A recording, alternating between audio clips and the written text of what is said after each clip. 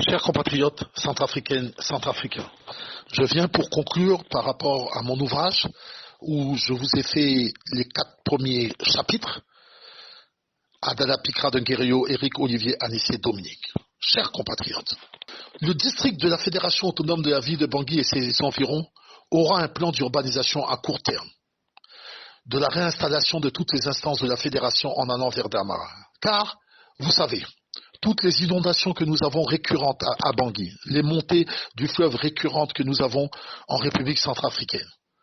Bangui est une capitale qui a été construite en bordure d'une rivière. Elle a été construite dans une vallée entourée de collines. Cela fait en sorte que, aux saisons pluvieuses, toutes les eaux des pluies qui tombent sur les collines descendent dans la vallée. Donc, avec tous les changements climatiques, tous les bouleversements climatiques que nous aurons dans les décennies qui suivent, le risque est grand. Est-ce qu'il faut le prendre? Le risque, c'est que le lit de la rivière ou Bangui sorte et engloutisse tout Bangui pour venir s'arrêter au pied des collines de Basse-Bangui. Le risque est là, il est énorme. Donc, toutes les instances du pouvoir de la fédération se réinstalleront en allant vers Damara ou Bambari pour être plus au centre. Donc, une nouvelle ville. Dans la vision de Fruka, une nouvelle ville sera mise en construction, une nouvelle capitale. Cela nous permettra de régler tous les problèmes de ces fonciers et ces bâtiments vendus, attribués en désordre à tous ces étrangers parasites de nos économies, car la vieille ville de Bangui n'aura plus d'attrait. Il ne restera qu'à faire dans les assemblées basses régionales que les députés votent à leur guise les lois sur la propriété foncière avec leurs verrous.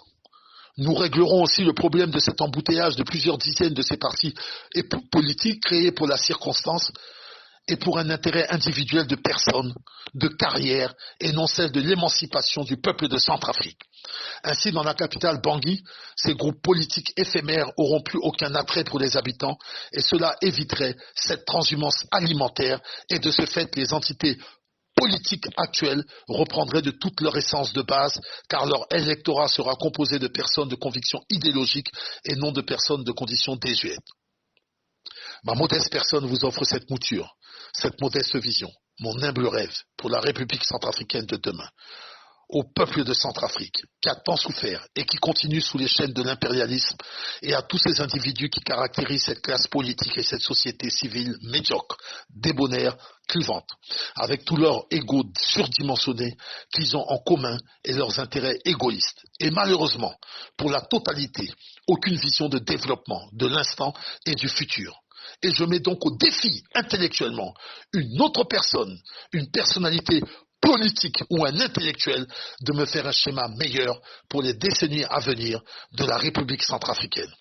Voilà donc ma part d'altruisme intellectuel que j'offre à mon pays et que j'offre à la jeunesse centrafricaine. Oui, cette jeunesse qui fait plus de 80% de la population entre 25 ans et 35 ans. Cette jeunesse à qui j'offre cette vision. Car cette jeunesse est la colonne vertébrale de ma vision. Si je prends le pouvoir, si Fruka prend le pouvoir en République centrafricaine, tout le pouvoir politique, militaire, tout le pouvoir administratif reviendra à cette jeunesse. Cette jeunesse de 25 à 35 ans prendront tous les pouvoirs, assistés de ce qu'on appelle des tuteurs, la génération des sexagénaires et des quinquagénaires qui resteront là sous une forme de tutorat, mais qui laisseront ces jeunes, car c'est eux. La génération des réseaux sociaux, la génération débridée, cette génération qui est née 20-25 ans après les indépendances, qui n'a plus ce complexe de l'occidental et qui pourra travailler 24 heures sur 24 pour faire de la République centrafricaine ce que le Rwanda a fait en 20 ans, nous le ferons en 15 ans, avec cette jeunesse fer de lance, cette jeunesse de Fruka, de 25 à 35 ans, qui seront mis les pieds à l'étrier, qui seront mis dans les starting blocks pour construire ce pays. En 15 ans. Et dans les 20 prochaines années, l'émergence pointera à l'horizon. Car des cultures intensives et industrielles qui seront faites dans les 6 régions autonomes, car chaque région autonome aura une culture intensive d'exportation.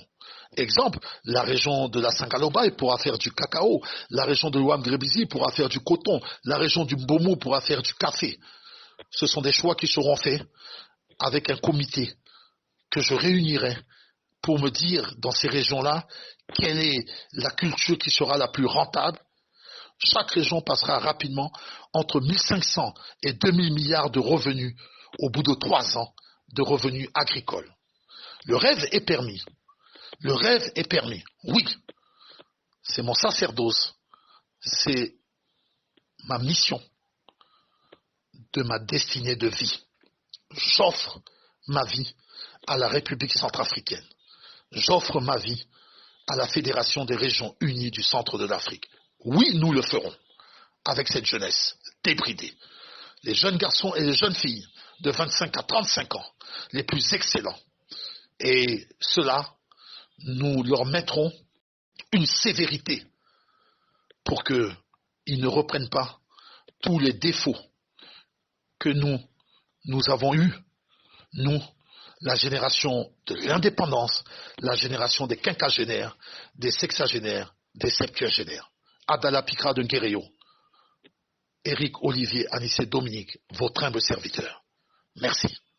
Que le grand architecte de l'univers bénisse notre nation, la République centrafricaine qui deviendra la Fédération des régions unies du centre de l'Afrique.